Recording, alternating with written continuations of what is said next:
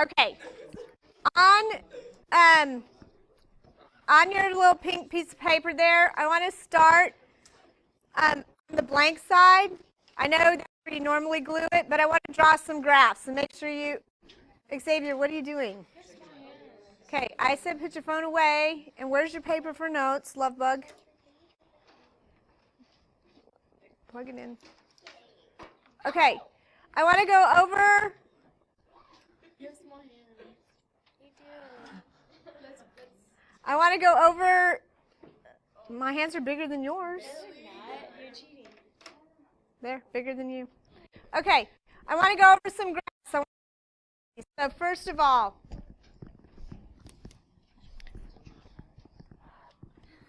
what is this a graph of? This is a line, right? A line. What's this one? So this is y equals x, and this is y equals x squared. Okay, boys. What's the inverse of the parabola? The square root.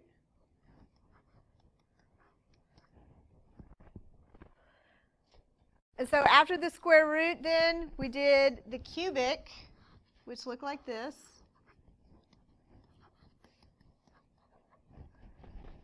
What was the inverse of the cubic?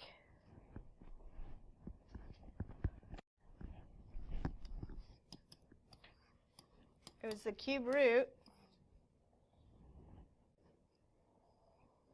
and it looked like that, right? So that's what all of the graphs we've done so far look like. So this unit, we're going to shift into a new graph. Yes, you're going to love it. Well, kind of, 2. Okay, we're going to do 2. And so the graphs that we're going to look at, they're called exponentials. Exponential. So it's going to look like this.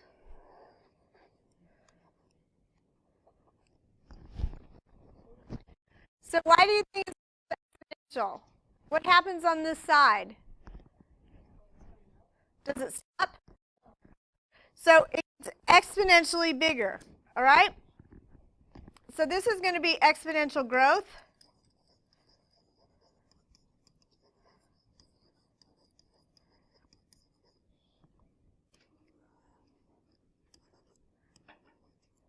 And this one starts big and gets small. And this is called exponential decay.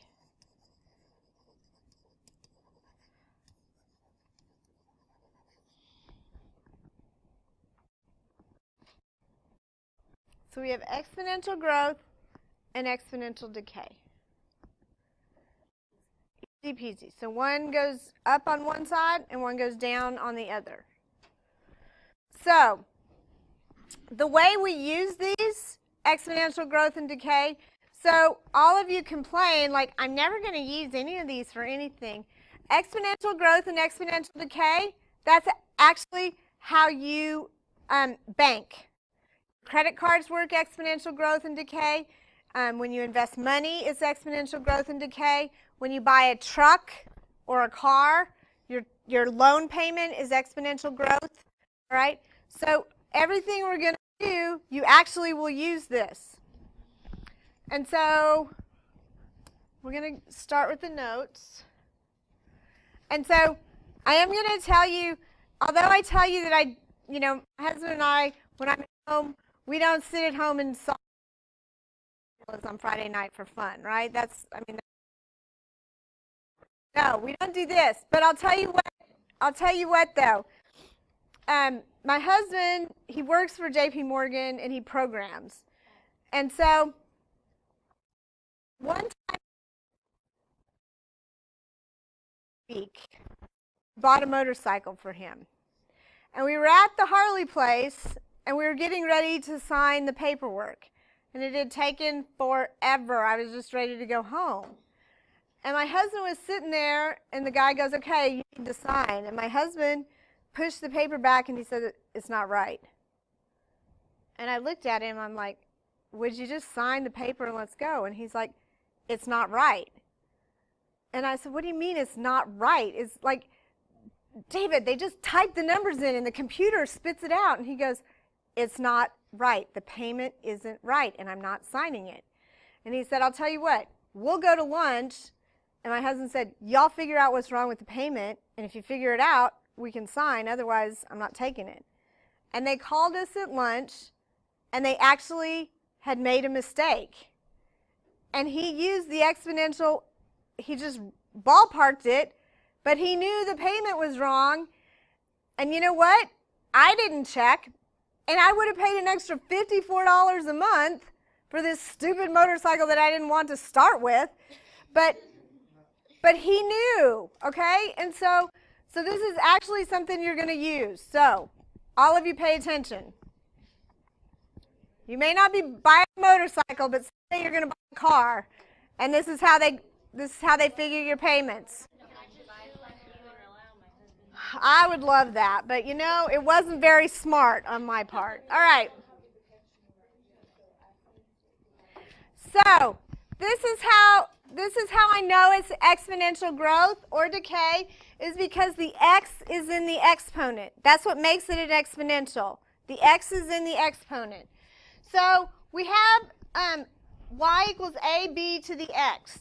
So a is always our stretch, right? That's either going to be a stretch or a compression.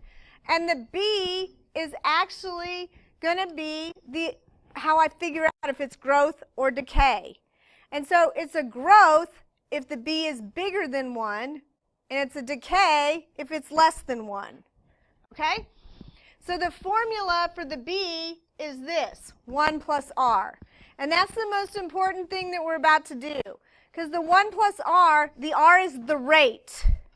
It's the rate, like your interest rate, okay? So this is where the rate goes. And for growth, it's plus, and for decay, it's minus. That's the only difference. So a is going to be our initial amount, and this is going to be our growth or our decay, okay? So if I look at number 1,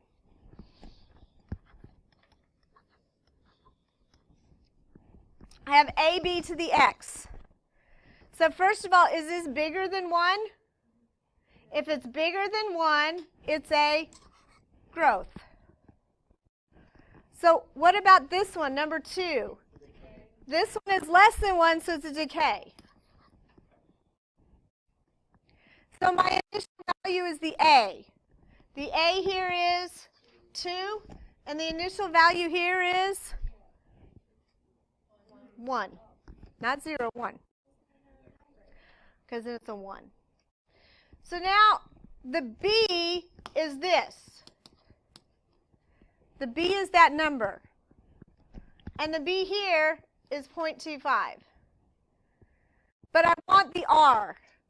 And so I know that the b is 1 plus r equals the b. And I know on this side, 1 minus r equals the b. So if 1 plus r equals the b, then all I have to do is set 1 plus r equal 1.25, right? And if I subtract the 1, I get 0.25, correct? So that's my r. And so what percent is 0.25? This would be 25%, right? But now you have to be careful on this one, because this is 1 minus r equals b. So if I have 1 minus r equals 0.25, I want to solve for r, but that's a negative r, correct? So if I subtract 1, what do I get on this side? I get negative 0.75, right? So if I divide both sides, then my r is 0.75, and the percent is 75%. Correct. So, before I go on, if I have 0.05, what is that as a percent? This is 5%. What if I had 50? What is that as a percent? How many do I move? Move 2. Right? You have to move 2.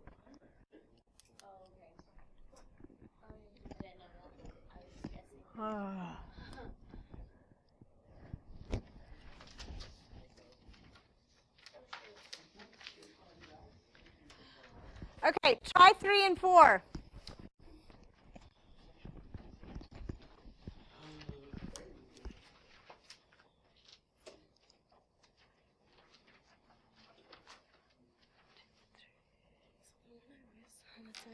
I circled it. Yeah, I circled it because I knew how to do it. Oh, you knew it? I tried doing it the other way because I got mixed up with what you taught before. 6, 7, 8, 9, 10, 11, 12, 17, 18, 19, 20, 21, 22, 23, 24. Yeah.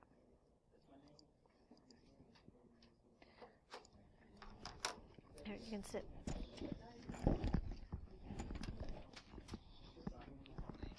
Perfect.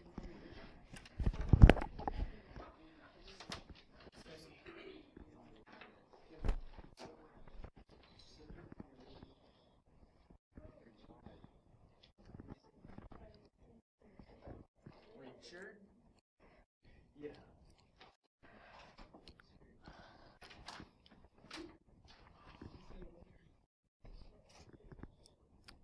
Do this.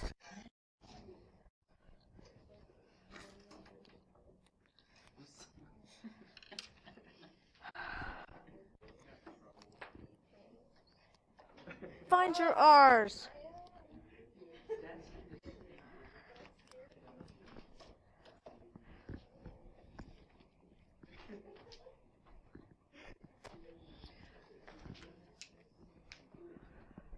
Clayton, is this a growth or a decay? It's a growth.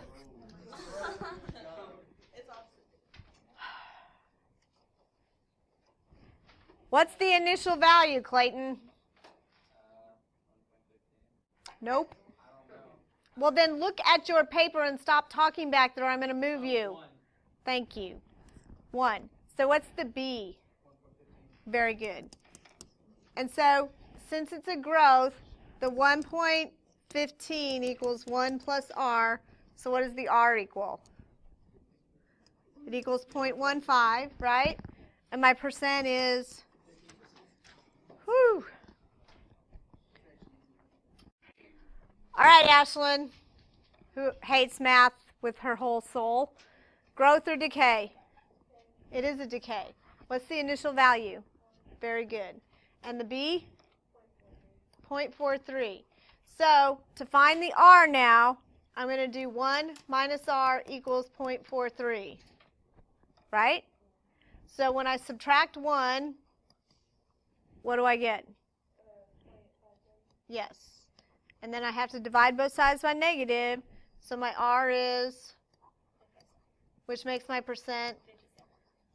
Look at that. Not hard at all. What? It's not. It's going to look just like this. All right. Growth or decay? Growth.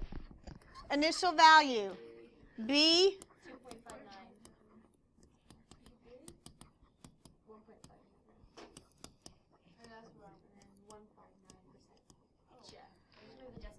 Move the decimal 2 places. All right. This is a decay. 2.61. 0.39.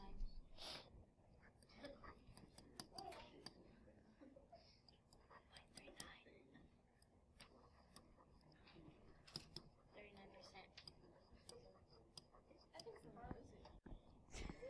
I think I'd serve a nap. Okay, no. All right, any other questions on that? No. All right, so, Is that it? no. Can that just Oh my gosh, you guys are so whiny. Never mind, I'm not gonna say that. All right. I washed my mouth. It's alright. That's right, you better. We're not done. All right, let's do these. The world population in 2000 was approximately 6 billion. The annual rate of increase was 2%. Find the growth factor for the world population. Are these just the thing and word problems? Yes. I hate this, but it's fine. So, right? So this is what you do. You just went from, oh my gosh, that's so easy, to, well, there's words, now I can't do it. That's exactly what's happened here, just for the record. So we have y equals ab to the r. A stands for the initial amount. So, oh yeah, x. Sorry. So what's the initial amount? 6 billion. I'm so confused. 2000's the year, right? Oh. 6 billion is how many we start with. So can I put 6? Or do I have to write 6 billion? 6. I can put 6 because I want to. Okay. You just got to remember it's billion, right? You can. You will. How do I find the B? You have the 2%. So the 2% is what? 0.02. Which is the rate, correct? So if the rate is 0.02, B equals 1 plus the rate, which is Oh. and to the x. How did you know to add it? Because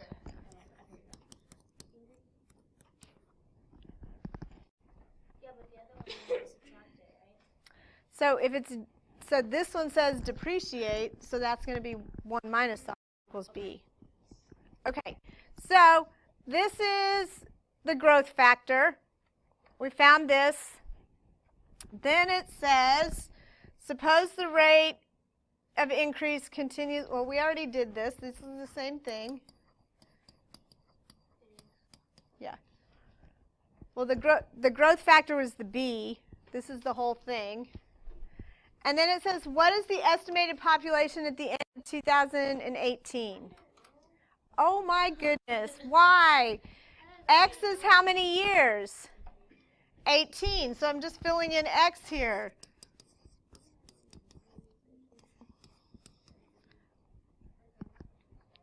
So on your calculator, what do you have to do first? No. 1.02 to 18. Do 1.02 and raise it to the 18. Is it there? No, it didn't. And then times 6. Are you sure it's times 6? I'm positive. You have to do this first and then multiply by 6. Now, on your calculator, you got a big old number, didn't you? But this is in billions, right? So it's a big number. How many points do I do for billions? 6. How did you know it was 6? Because there's 6 zeros on billion. Really? 6, 9. I didn't learn any of that stuff. Oh, is it 9? Is it 9 or 6? 9 or 6. 9 is million. It's 9. We need 3 more. What are the next? So it's the whole thing. Yeah, I don't know. What are the next 3 numbers? I just erased mine. 487. It's 45. There we go. 45. Okay. I don't know. All right, so this time a computer is valued at $6,500. It depreciates at the rate of 14.3%. So what is this as a R? 0.143. So what's my initial value? 6,500. And then I want 1 minus the 0.143, and I'm going to raise that to the x because it's a depreciate this time. So, what 3? Right here. So what is 1 minus 0.143? 0.857.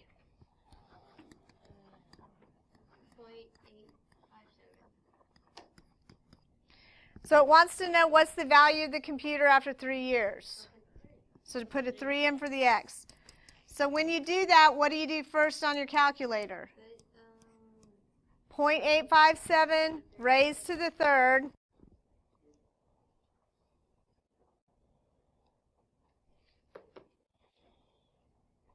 And then multiply times 6,500.